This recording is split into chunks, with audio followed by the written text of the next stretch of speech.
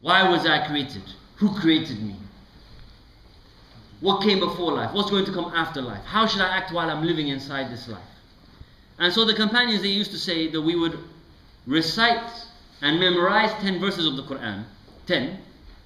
They wouldn't move to the next 10 until they had understood it and implemented it. And then they would move to the next 10. So if we compare that and reflect upon that to how we are today, we encourage people memorize the Quran. Even they don't understand one ayah inside the Quran, but they're encouraged to memorize the Quran. Whereas the companions, they would memorize 10 ayahs and they wouldn't move forward until they made sure they understood it. Now remember, the companions were the ones who understood the Arabic language. They're the generation of the Arabs who the Quran was revealed amongst. So they understood the Arabic language as good as anyone else. But they required time and contemplation and reflection upon 10 ayahs of the Quran until they would move on to the next 10 ayahs. When I'm saying this, is not a discouragement to memorize Quran. The opposite, we should memorize the Quran. But rather to recognize that memorizing the Quran or reciting the Quran is not sufficient. Rather, the understanding of the Quran is awla. It's before that actually. It's better than that. To understand the Quran and to implement it comes before the recitation and memorization of the Quran. And it's the contemplation upon the Quran which brings someone close to Allah subhanahu wa ta'ala. Why? Because what is the Quran? What is the Quran, brothers? What is it? Whose word is it? It's Kalamullah. It's the words of Allah subhanahu wa ta'ala. So if someone wants Allah subhanahu wa ta'ala to speak to him, what does he do? Recites the Quran. Reads the Quran. The Quran, reading of the Quran, that's Allah subhanahu wa ta'ala speaking to mankind. So the way to get closer to Allah subhanahu wa ta'ala is by understanding the Quran and reflecting upon the Quran, which is why the companions were so keen upon this. And the Quran encourages and impels the person not just to recite it, but to reflect and to ponder upon it. So Allah subhanahu wa ta'ala told us, أَفَلَا يَتَدَبَّرُونَ الْقُرْآنِ. Didn't they reflect upon the Quran? وَلَوْ كَانَ مِنْ عِنْدِ غَيْرِ اللَّهِ لَوَجَدُوا فِيهِ اخْتِلَافًا كَثِيرًا. And if it was from other than Allah subhanahu wa ta'ala, they would have found many differences, many contradictions within it. In another ayah, Allah subhanahu wa ta'ala says, كِتَابٌ أَنزَلْنَاهُ إِلَيْكَ مُبَارَكٌ يُدَبَّرُ آيَاتِهِ وَلِيَتَذَكَّرَ أُولُو الْأَلْبَابِ. It's a book which was revealed to you, which is blessed in order for its ayahs to be pondered upon, and in order to remind those men of understanding. And in another ayah, أَفَلَا يَتَدَبَّرُونَ الْقُرْآنَ أَمْ عَلَى قُلُوبٍ أَقْفَالُهَا. Do they not reflect upon the Quran, or is there a lock upon their hearts? Each of these three ayahs telling people ponder upon the Quran, and each of them actually comes in a different situation. The first ayah tells you ponder upon the Quran. Why? To realize it's the word of Allah subhanahu wa ta'ala. Reflect upon the Quran, because if it was from other than Allah subhanahu wa ta'ala, you would find there were contradictions inside it. You would find there were shortcomings inside it. You would find there were differences inside it. Whereas the kalam of Allah subhanahu wa ta'ala is complete, it's whole, it's perfect. So the first one challenging you to ponder upon the Quran in order to understand it from Allah subhanahu wa ta'ala. The other one telling you ponder upon the Quran because it's a remembrance for those people who understand. So the ones who want to understand Islam, to draw closer to Allah subhanahu wa ta'ala, they're the ones who read this blessed book revealed to Rasulullah alayhi salatu wasalam. And the third ayah, it links what? It links the reflection upon the Quran and the lack of it, the lack of reflection upon the Quran, to having locked hearts. أَفَلَا يَتَدَبَّرُونَ الْقُرْآنَ أَمْ عَلَى قُلُوبٍ أَقْفَالُهَا. Do they not reflect upon the Quran, or is there a lock upon their hearts? Meaning that the one who reflects upon the Quran, his heart is open. The one who doesn't reflect upon the Quran, his heart is locked, closed. So you see, the issue of reflection upon the Quran has such an importance, and Allah subhanahu wa ta'ala, just inside, I mentioned some ayahs, there's many more ayahs talking about it, just to show the encouragement upon the believer, upon the one who approaches the Quran, reflect upon it. The ayahs are there for reflection upon it, not simply reciting upon it. Because the munafiq, the hypocrite, he's the one that recites the Quran, but it doesn't go beyond his throat. Even Rasulullah alayhi salatu wasalam said, most of the hypocrites of my ummah are the reciters. Because in the time of Rasulullah alayhi salatu wasalam, and it's a common thing, the munafiq would, one understanding of the hadith, the munafiq would recite the Quran and understand, or read the Quran out loud and recite it a lot, memorize it. Why? As a defense. They wanted to attack Islam. But if you come to them and you say to them, why are you like this? Why are you attacking Islam? They'll say, but I recite the Quran, I memorized the Quran, I did this, I did that. As a defense against the one who questions against it. So the recitation alone is not the protection, rather it's the reflection upon it. So this is the importance of reflecting upon the Quran. And the importance of tafsir, my dear brothers and sisters in Al-Iman wal-Islam. Every generation, every era of people needs to have people to do tafsir of Quran. Why? Because we know that the Quran is from Allah subhanahu wa ta'ala. We know that the Quran stated that this deen is the final deen and it's with Allah subhanahu wa ta'ala until Yawm al-Qiyamah. Okay. Which means that all of our answers for all of our problems inside life, in terms of legislation, in terms of how we should live, in terms of what is right and wrong, should be found inside the Quran and the Sunnah of Rasulullah alayhi salatu through ijtihad. So when you have new situations which occur, new technologies, new ideas, new ideologies, how can a Muslim weigh them up unless he goes back to the Quran and reflects upon it and extracts from it the rules or the ruling upon those issues? Yes, there was no computers or internet or aeroplanes at the time of Rasulullah alayhi salatu wasalam. If someone says we don't do tafsir of Quran, he is saying in a way we don't do ijtihad. And not doing ijtihad means that Islam would not be able to deal with the new situations that occur inside the life. And Allah subhanahu wa ta'ala told us very clearly, وَنَزَّلْنَا عَلَيْكَ الْكِتَابِ تِبْيَانًا لِكُلِّ شَيْءٍ. We revealed this Quran as an explanation for all the things. Let me give an example. Ibn Kathir. Everyone should know Ibn Kathir as a mufassir of Quran. Yes? Ibn Kathir is a mufassir of Quran. He came in the time of Ibn Taymiyyah. Actually, he was one of Ibn Taymiyyah's students, and he's Shafi'i scholar himself. So Ibn Kathir was in this time, which was the time of the Tatar, the time of the Mongols. This is a new reality. Rasulullah alayhi salatu wasalam and the companions, they didn't have the Tatar invasion into the Muslim lands. It's something that happened in the time of Ibn Kathir and before Ibn Kathir. So inside the tafsir of the Quran, Ibn Kathir talks about what? He talks about the Tatar. He talks about the Mongols. Why? Because it's a new situation which was confusing some of the Muslims. Why was it confusing the Muslims? When the Tatar came and they overtook and conquered some of the Muslim lands, over time, some of them claimed that they embraced Islam. So some of them claimed to be Muslims and to rule by Islam. But they used to rule by their own book. They had their own book of laws, which was a combination of what? Some of their tribal laws, and some laws from Islam, and some laws from other sources. So they would claim to be Muslim rulers, but then they would rule by Islam in some aspects, and other than Islam in other aspects. And so Ibn Kathir, when talking about the ayah inside Surah Al-Ma'idah, أَفَحُكْمَ الْجَاهِلِيَّةِ يَبْغُونَ وَمَنْ أَحْسَنُ مِنَ اللَّهِ حُكْمًا لِقَوْمٍ يُوقِنُونَ. Do they seek the judgment of Jahiliyyah? And who is better than Allah subhanahu wa ta'ala in giving the judgment for the people who are having the taqwa, or who have awareness? And if you go into the explanation of this ayah inside Surah Al-Ma'idah, he talks about how the Tatar came, how they ruled by their book, the Yasiq, and how this book is mixing some of Islam with other than Islam, and whoever rules by it is a kafir. This is seeking the rule of Jahiliyyah. So you see Ibn Kathir is bringing to life, for the people of his time, the Quran. He's relating the Quran to the people of his time. Which is why today, if someone reads something, some people say it's not tafsir of Quran, but let's accept it's like an explanation of Quran, reflections upon the Quran. Sayyid Kutub, fi dhilal al-Quran. When you read that today, people will feel this is talking to me.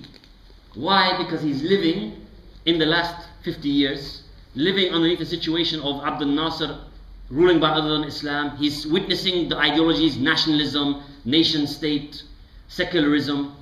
So when he's talking about the Quran and reflecting upon it for today's purposes, he's linking things that we can understand.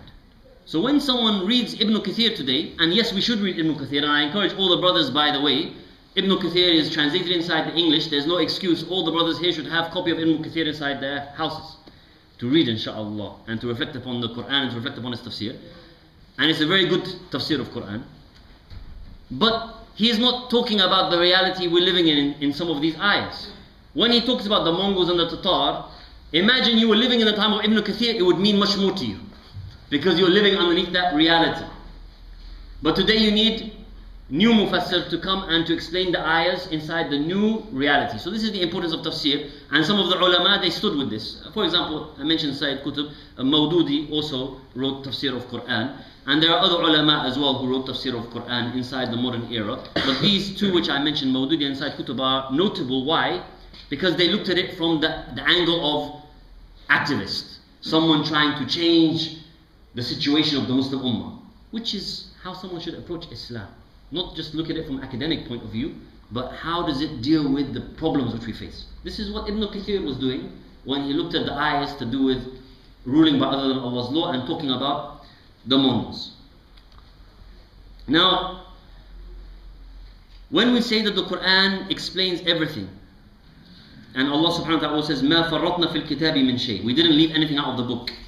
Sometimes some people, they think tafsir of Quran means we can explain even everything modern through the Quran. This is one of the misconceptions that we have today. We can explain everything modern through the Quran. I.e., what they mean by that is, when there's a new scientific discovery, they will then look and say, look, you know this astronomy and the way the orbiting of the stars and so on is mentioned inside the Quran. The Quran explains this scientific discovery, for example. Or embryology. Islam explains in detail that... Now Islam, there are some of these ayahs which obviously explain these issues inside their general form. But the Quran didn't come as a book to explain science. Or it didn't come as a book to explain history. Or to explain technology. It came as a book of guidance for mankind to explain how to live his life. So when Allah says we didn't leave anything out of the book, actually this ayah is taken out of context for the ones who want to use it inside this way. Some of the scholars today, they come and bring the tafsir of Quran in this, trying to link the Quran to all of the new scientific discoveries. And it's a kind of apologia actually. It's a defensive look of the Quran, to try and say, look, this is from Allah subhanahu wa ta'ala because it's agreeing with all these things, which is not the way we should approach it in the first place. Actually, the ayah which is talking about Allah's knowledge, Allah didn't leave anything out of the book being the Lawh al-Mahfuz inside this case. Allah's knowledge is talking about. Because if you read the whole ayah, وَمَا مِن دَابَةٍ فِي الْأَرْضِ وَلَا طَائِرٍ يُطِيرُ بِجَنَاحَيْهِ إِلَّا أُمَمٌ أَمْثَالُكُمْ مَا فَرَطْنَا فِي الْكِتَابِ مِنْ شَيْءٍ ثُمَّ إِلَى رَبِّهِمْ يُحْشَرُونَ. And there is nothing from the animals which walk upon the earth, or a bird that flies with its wings, except that there were examples from before you. مَا فَرَطْنَا فِي الْكِتَابِ مِنْ شَيْءٍ. We didn't leave anything out of the book. What? In terms of everything which is going on, everything is in Allah's knowledge. ثُمَّ إِلَى رَبِّهِمْ يُحْشَرُونَ. And then they are gathered with Allah subhanahu wa ta'ala. Brothers, are there any questions or points up until this point? Are there any questions up until this point, inshallah? Okay? So what is the correct way to do tafsir? If the correct way is not by looking, if the incorrect way is to look at the science or something like this, what is the correct way to do the tafsir? The correct way to do tafsir of Quran is through the language. The language which the Quran was revealed in. Any tafsir which goes beyond the language is the Arabic language. Any tafsir which goes beyond the Arabic language, as understood by the words and the way they are constructed inside their sentences and as the ayah, it's rejected. And this kind of tafsir is the kind of tafsir which is blameworthy. Rasulullah alayhi salatu wasalam mentioned inside a hadith, من قال في كتاب الله عز وجل برأيه فأصاب فقد أخطأ. Whoever speaks in the book of Allah subhanahu wa ta'ala with his opinion and he's correct, he has actually made a mistake. But what does it mean by his opinion here? His opinion means his opinion unrestricted, i.e. he doesn't restrict himself by the Arabic language and by the Sharia of Allah subhanahu wa ta'ala. When we understand and we read the ayahs of the Quran, we have to understand it through how the Arabs understood the Arabic language and what the ahkam Sharia came with. So for example, let me give an example of how this is abused today. We had one non-Muslim Orientalist.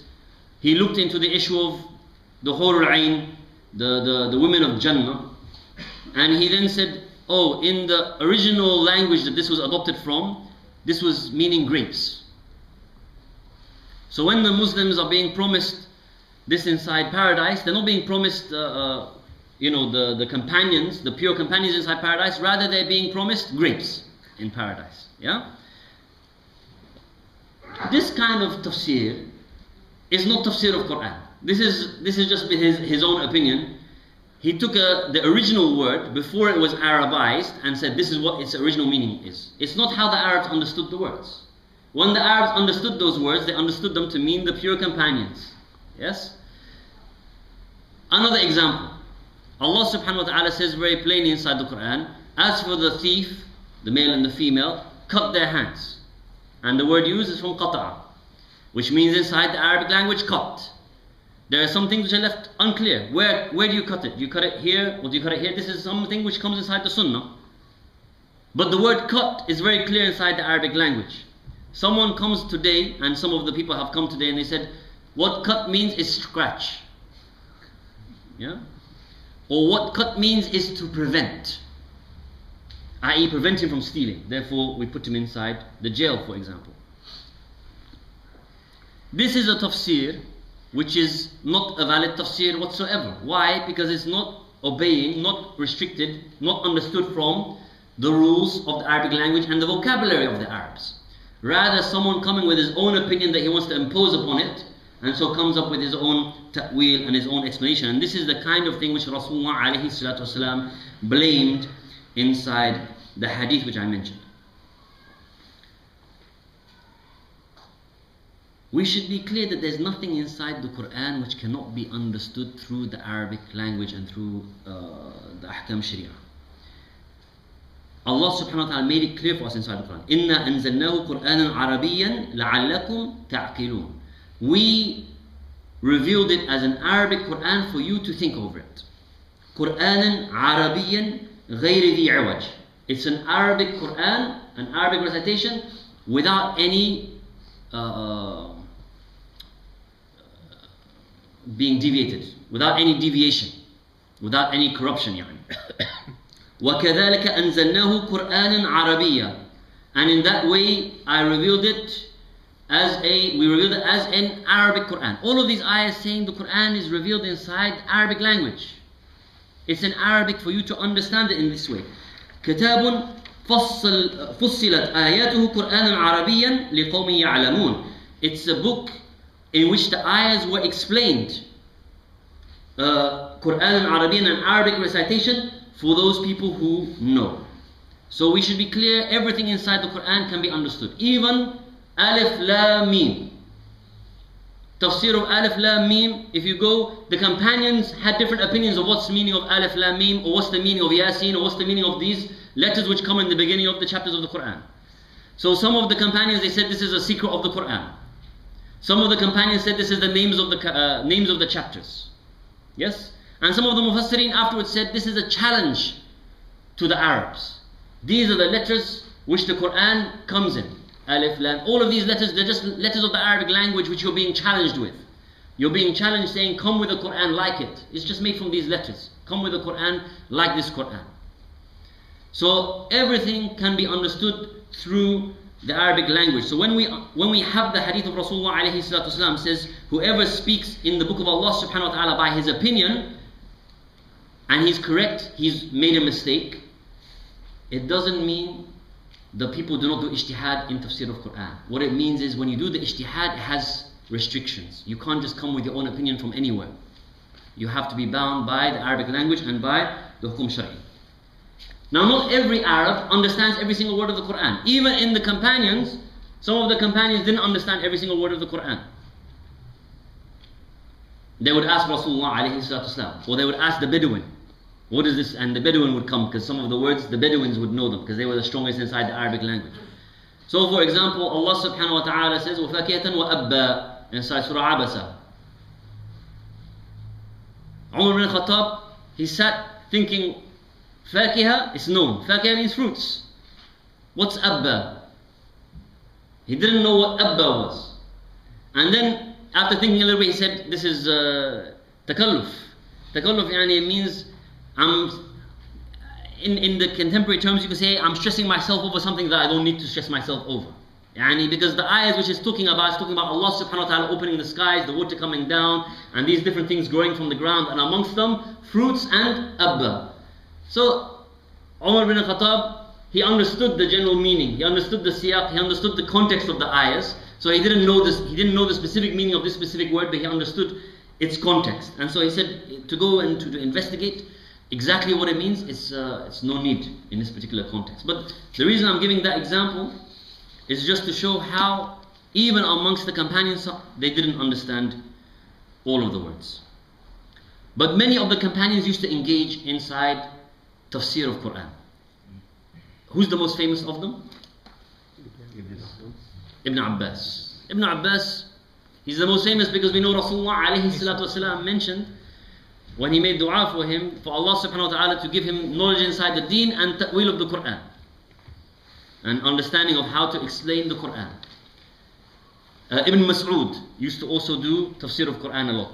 Ali bin Abi Talib used to do Tafsir of Quran a lot. And so you find it inside the books which collect up the narrations of the companions, such as Tafsir al-Tabari. You find these narrations from the companions and from the ones who came after them, the Tabi'een and the Tabi'een also. They used to engage inside Tafsir of Quran through how they understood it through the Arabic language and through the Hukum Shari'i. The problem with it is that many of the narrations coming from the companions have been fabricated. So many of them are rejected. Yes, this is why we say we don't accept hadith from the tafsir. You have to go, anything which is inside tafsir from hadith, from narration, has to be checked. The sanad has to be checked. Because the mufassirin used to just collect them and put them into the books without checking what they were. Because it's explanation of Quran. So many of them are not acceptable, but the ones which are sahih, the ones which are authentic, going back to Ibn Abbas or Ibn Mas'ud or Ali bin Abi Talib, this is of course amongst the most powerful tafsir of Quran. Why? Why would it be amongst the most powerful tafsir of Quran? They were first generation from the Sahaba. They were the first generation. But why would it be the most powerful tafsir of Quran? They never lied. They never lied, it's true. They are close to Rasulullah sallallahu alayhi wasallam. They are close to Rasulullah alayhi salatu wasallam. Which means they were there in the times of the revelation actually. They understood when it was revealed, how the Quran was revealed, in what circumstance it was revealed, and in the language it was revealed. Yes, when they were charged, when the companions were charged with collecting the Quran, they said, if you find a conflict between yourselves, between two different dialects, take the dialect of the Quraysh, because the Quran was revealed inside the dialect of the Quraysh. So the companions who were from the Quraysh, who were there, it was revealed inside the Arabic language, inside the dialect of the Quraysh. They were the ones who saw it being revealed and lived that revelation, understood the circumstances behind it. And so this is why their tafsir is amongst the most powerful of the tafsir. Now the sources for tafsir. What are the sources for tafsir in itself?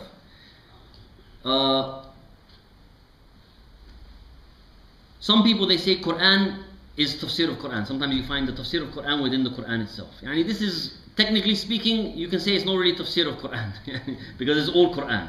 But some people will say the Quran explains the Quran. And yes, some of the ayahs, they explain the other ayahs within the Quran. There's no issue about that.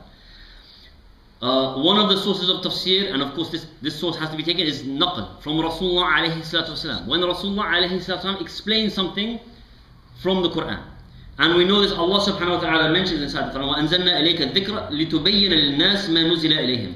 And we reveal to you the dhikr in order for you to explain it to the people what has been revealed to them.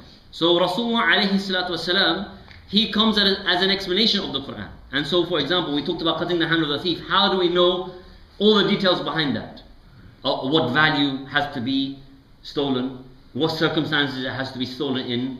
What's all the conditions for that?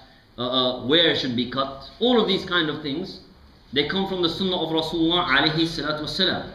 So the Quran, it comes with general rules, general maxims, and then they're explained and detailed in the Sunnah of Rasulullah alayhi salatu wasalam. Prayer, for example. Do you find anything about prayer in terms of the details, conditions, shurut of the prayer, the conditions of the prayer, the pillars of the prayer? Is any of this inside the Quran? No. It's inside the Sunnah of Rasulullah alayhi salatu wasalam. He said, pray as you see me, pray. The order for prayer comes inside the Quran. The explanation comes in the Sunnah of Rasulullah alayhi salatu wasalam. How to make the complete wudu and so on. For example, one of the ayahs mentions Salatul Wusta. Which is the Salatul Wusta? Rasulullah alayhi salatu wasalam, he said Salatul Wusta, Salatul Asr. So Rasulullah alayhi salatu wasalam explained for us what the Salatul Wusta inside the ayah is referring to. It's referring to Salatul Asr. This is tafsir of the Quran which is definite. Yani. It's definitely the Salatul Wusta has to be Salatul Asr, because this is what Rasulullah alayhi salatu wasalam said. The second way is the way which we've been talking about, ijtihad, al-ray, but through the Arabic language. Yes? So through understanding it, ijtihad inside the tafsir itself. We've already discussed that. The third way is the stories from Bani Israel. Yani the Jews and the Christians that came before as well, the Ahl al-Kitab. Because they had their books, and inside their books they have more details, maybe about Sulaiman, or about Dawood, or about Isa alayhi salam. And so some of the companions, Ibn Abbas for example, other companions would listen to their stories and then would then pass them along. And in this way it became put into the books of the tafsir as well. What's the rule on such stories? The stories of Bani Israel inside explanation of the Quran. Rasulullah alayhi salatu wasalam, he mentioned inside a hadith, if the Ahlul Kitab talk to you, do not confirm and do not lie. Yani do not confirm and do not deny it. Don't say that it's truthful and don't say it's falsehood. Rather what you say, وَقُولُوا آمَنَّا بِاللَّهِ وَكُتُبِهِ وَرُسُلِهِ. Rather say we believed in Allah and His books and His messengers. Yes? And he says, so if what they said was a lie, then you didn't confirm it, and if what they said was the truth, then you didn't deny it. Yani remain silent upon it. Obviously, some of the stories from Bani Israel, they can be rejected out of hand, because they talk about, the prophets doing things which is not, you can never imagine a prophet doing something, some kind of sins or something like this, for example. Or saying something which is completely outside of the scope, and we realize outside of the scope of the hukum shari'i. So we can reject these. As for the other details inside the stories, they are there inside the books of the tafsir, and we can take them to understand some more about these ayahs, or to know who these people were at these particular times, who this qawm was, qawm al-tuba'a, and these kind of things. But we can't use it for any hukum, for example. We can't use it for ahkam, because we know in any case, Rasulullah alayhi salatu and what he came with, the sharia that Rasulullah alayhi salatu came with, it came as a sharia for the rest of time, and as a abrogation of everything which came before. Are there any questions until now, brothers?